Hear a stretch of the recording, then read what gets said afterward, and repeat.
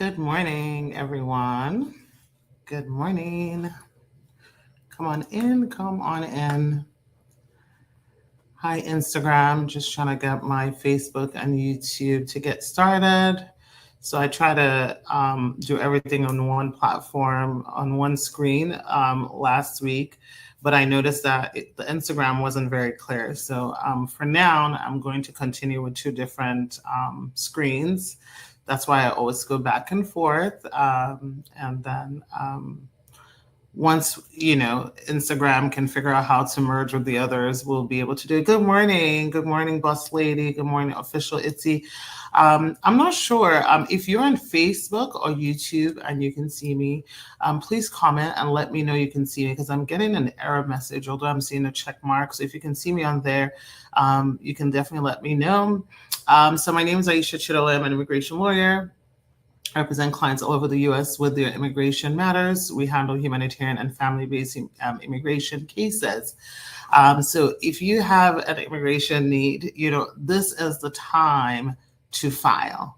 I'm sure you guys, are all seeing what is happening right now in the United States. Honestly, at this point, everyone is just keeping hope alive. Like, we don't know what the next couple of months are going to look like. We don't know what the next who the next president is going to be. But one thing we know for sure is that former President Trump specifically said that he is going to conduct the biggest mass deportation that we've ever seen in our lives if he becomes the president. So this is not fear mongering. This is something that he himself has said and has made a platform. This man was assassinated, not assassinated, forgive me. They attempted to assassinate him while he specifically was talking even about immigration. So this is a very big part of his platform. So you definitely want to apply. If you're eligible for something, please do not wait. This is not about me. You don't have to hire me. Go hire whoever you want to hire. But if you're eligible for an immigration benefit, if you're eligible to naturalize and become a U.S. citizen, do not dilly-dally. Go and get your citizenship. If you're eligible to get a green card, do not dilly-dally. Go and get it. If you have a loved one that you're dilly-dallying about, dragging your feet, giving her or him their I-864, your financial affidavit of support, sponsoring them, like, it's akin to abuse, honestly, in this era, if you're not helping your spouse get their status, because they could be deported. I mean, you've already seen, if in President Biden's administration, Florida can pass the kind of law it's passed as far as what they're doing to immigrants right now. Imagine a presidential regime that is extremely anti-immigration. I'm very hopeful that, we will not have that, depending on whatever I don't really care what anybody else's political influence or affluence is, but this is not the time in the world of immigration to dilly-dally, because we just don't know what's going to happen to immigrant clients, come January. Okay, off the podium on that, let's get right into it, and let me answer some questions. Simply says, how much is your consultation fee? It's $150. Queen Tyler Dan says, Queen Kamala to the front. Yes, that's why I got my pearls on today. I'm not wearing my chucks, but I'm wearing flats. In support of her. I am definitely team anyone that is pro-immigrant rights, pro-human rights, pro-humanity, for sure. There's an I-485 adjustment of status fee for VAWA. I guess you're asking, is there an I-485 adjustment fee for VAWA when filing for kids? No. So if you're submitting a VAWA application, all filing fees are free, including appeals. Which is a great thing that happened in April, where no longer fees for VAWA. Okay.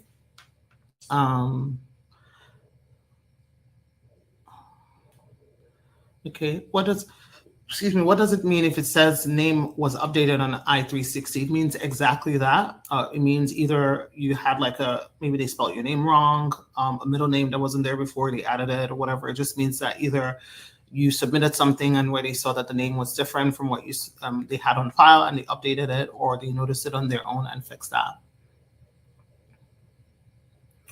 How long does advanced parole renewals take for VAWA cases? Same time. Most renewals take anywhere from like 6 to 12 months.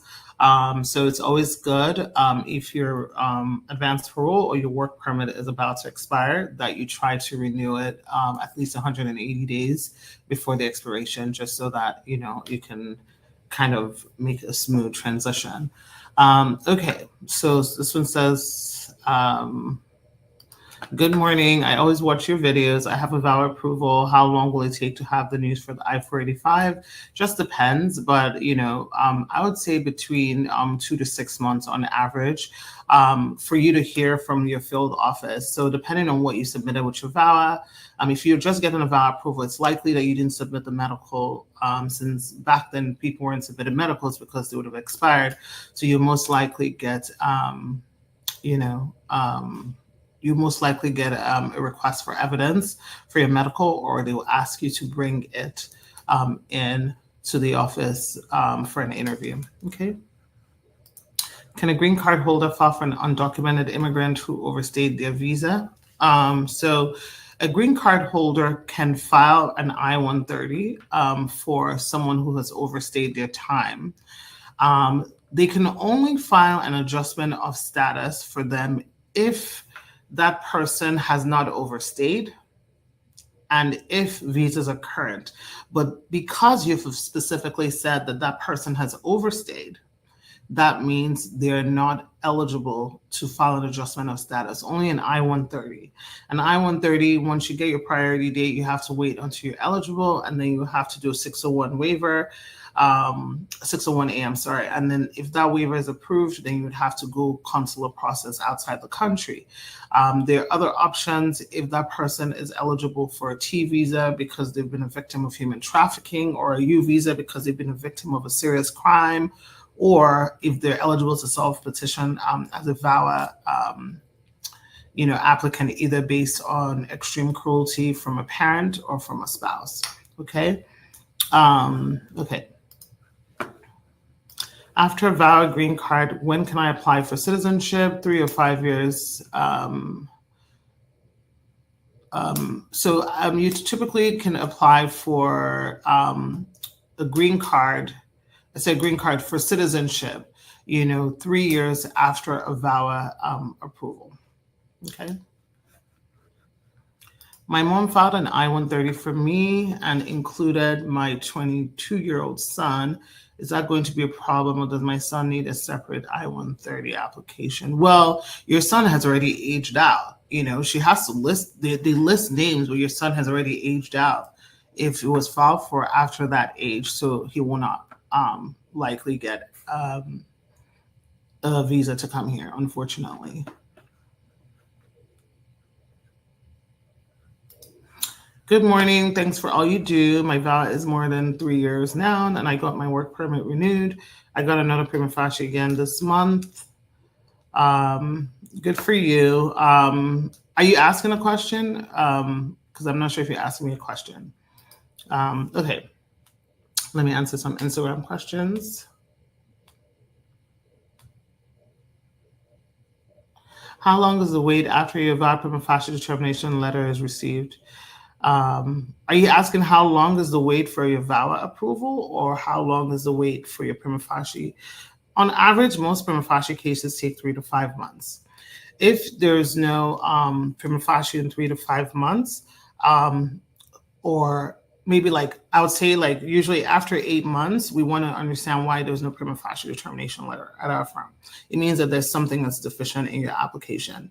And generally we want USCIS to tell us, well, what is deficient so that can be fixed. So if that's the question you're asking, that's kind of the answer. If it's related to VAWA, it doesn't really matter where you get your prima facie. Most VAWA cases take anywhere from 2 to 3 years, unless you're eligible for an expedited and they grant you an expedited, and they may review your case faster. Okay. I have a question. I have a husband with a green card. We're married 2 years now, and I put in my papers. Would I have to go back to my home country? If you are not in status, you will have to go back to your home country, unless a few things. Unless you can show that you entered the country without papers, like you weren't inspected, like you crossed the border, you were not inspected by land, air, or sea, and you can show that you've been here for more than 10 years. So that's one way. You'll be able to start applying for that on August 19th. We're still waiting to see what forms or what they're going to need. The only other option is if you were currently in status. Let me give you an example. We have a case where, I think I mentioned this 2 weeks ago or last week, in the month of August, the visa bulletin has moved. It has shifted. We've been waiting for this shift, where if you had an I-130 with a priority date before June 15th of 2024 here, and you're here in the United States, and you're currently in status because you came here like on a visa. Let's say, let me paint a scenario. Like, let's say your husband filed an I-130 for you while you were outside the country, for example, and this was filed before June 15th of this year. And then you came into the country on like a tourist visa, for example. And while you're here on a tourist visa, you're like, you know what, I want to stay here. Your husband is a green card holder. In that case, in this month of June, your husband you can actually file an adjustment of status, because the visa bulletin allows you to file an adjustment of status. Now, is it going to take you the same time as someone who's married to a U.S. citizen to get your green card approved? Most likely no, but it allows you to be here in a period of unauthorized stay and to be able to do an I-485, which allows you to get a work permit, travel permit, and social security number until the visas become available. So you have to fall into that category of where your visa entry is currently in status, meaning, let's say your I-94 says 6 months, you're still within the 6 months of that timeline. Okay.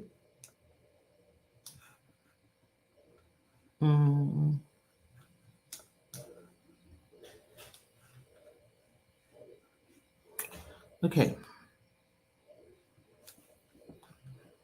I put in my application for a 10-year green card last year, but this year my husband doesn't want to file for me anymore. What can I do? Call our office. We're happy to screen you and see if you're eligible to self-petition or if there's any other humanitarian basis in which you can file. Can a green card holder write a letter of affidavit of support for someone else? Yes.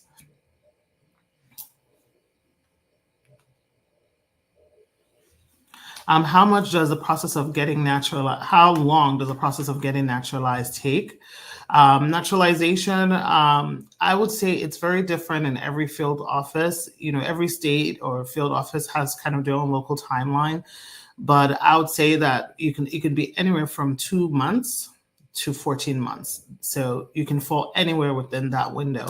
We're definitely seeing some movement where naturalized cases are moving a bit quicker, like around 6 months after we apply, they're getting called for their citizenship interviews and getting approved.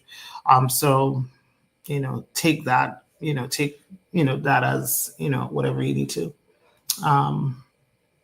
What is the meaning of initial evidence? It means that you're probably talking about a request for additional evidence that you get. So it's the initial request that they send you. Sometimes some people get multiple RFEs depending on what it is. And someone might think, well, what circumstance or what case can you get, multiple RFEs? An example of that would be, let's say you have a VAWA case and, they request like your medicals, and then you send your medical. And when you send your medical, they realize, when you submitted your VAWA, that was the time that they were not using the I-864 forms. And now they're using the I-864 forms. In that case, they will send another RFE, asking for that. I've submitted my documents, my I-485 to USCIS for almost a month now, but I haven't heard anything. What could be happening? That's a normal timeline. It takes 4 to 6 weeks for most receipts. As long as you have proof, I would hope that when you submitted your application, that you had proof of mailing and proof of receipt and proof of delivery, and if you had all that, then they received it. Now, receiving does not mean accepting. So they can receive it and go through your files and say, this file is deficient, and they will send it back to you. If they're sending your files back to you, it can take several months for them to send it back to you, like 2, 3 months from when you submitted it. So just keep watching it. But in under 4 weeks, that's not a cause of concern. What if you placed on your documents that you were working when initially you weren't supposed to because you were illegal?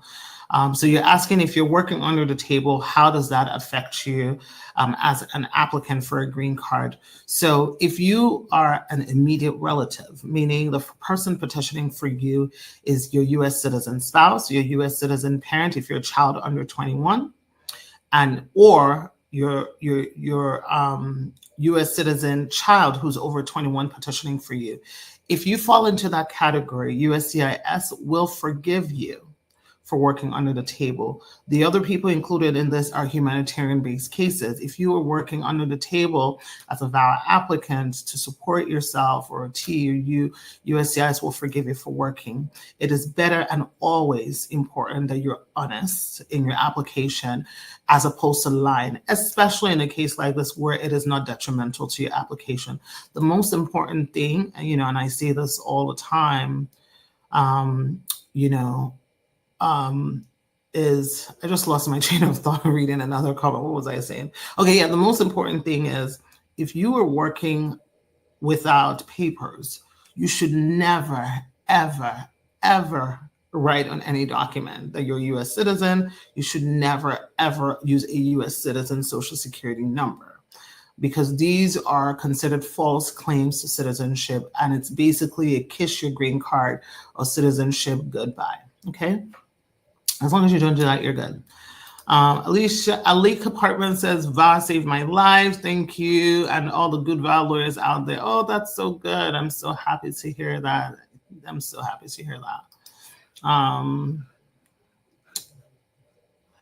Zeus says, can I get back my green card instead of a working permit? I came here with a green card 20 years ago, but I committed some crime and they took my green card.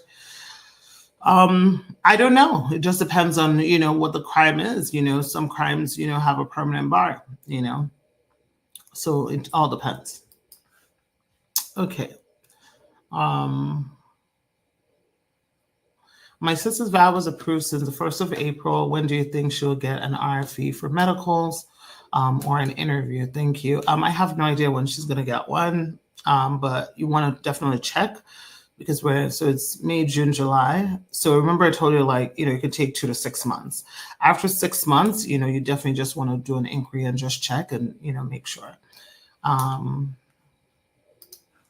Adewale says, good morning. Why does immigration ask for police clearance after doing biometrics in VAWA case? That's just the rules. That's just the rules of, VAWA applications where they want 3 years of good moral character, and they want that clearance even though they're doing biometrics.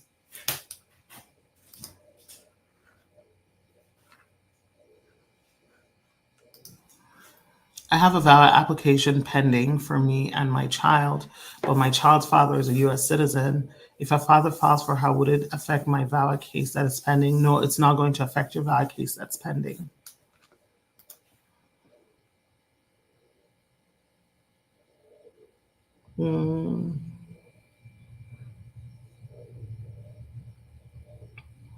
What's the meaning of changing dates? 1 minute it shows 2 months into decision, then it shifts to 5 months.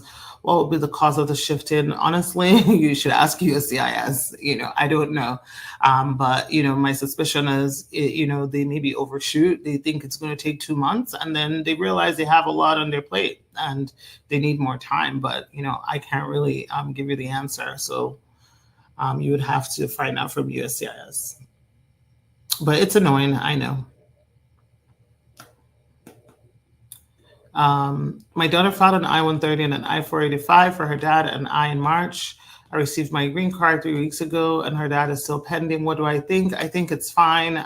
You don't always have to get it at the exact same time. I'm sure his is forthcoming, so I wouldn't, worry too much about that.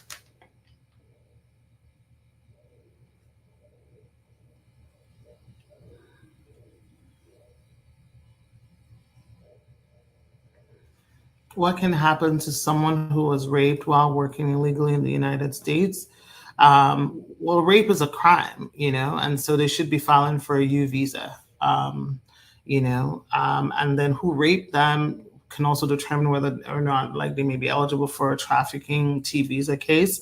But first and foremost, if they were raped, I hope that the law enforcement is involved because that's truly devastating, and they should be filing for a U visa.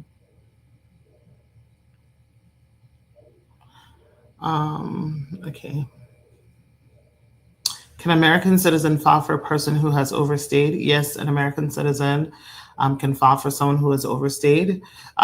A green card holder can file for someone who has overstayed as well. It's just that the process is going to look a little different and it's going to take a longer time, and where you finish your process might be different.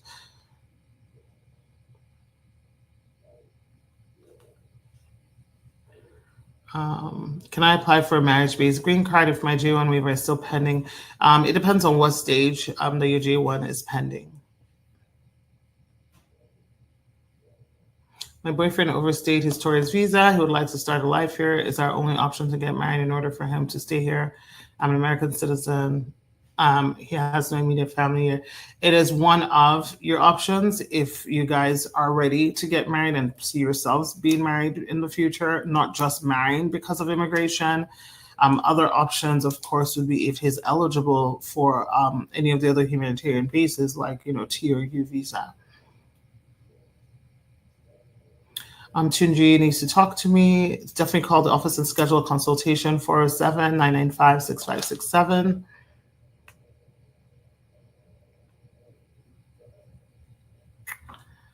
If you have a conditional green card and your husband and you have a 1-year protection, can you remove conditions on your own? And now my husband's divorce. I'm not sure I understand the question, but are you talking about like a protection order? If that's the case, the answer is yes, you can file for removal of condition with the waiver of filing with your spouse if you are able to show there's extreme cruelty happening in the marriage, or there's a divorce, or you're able to show extreme hardship.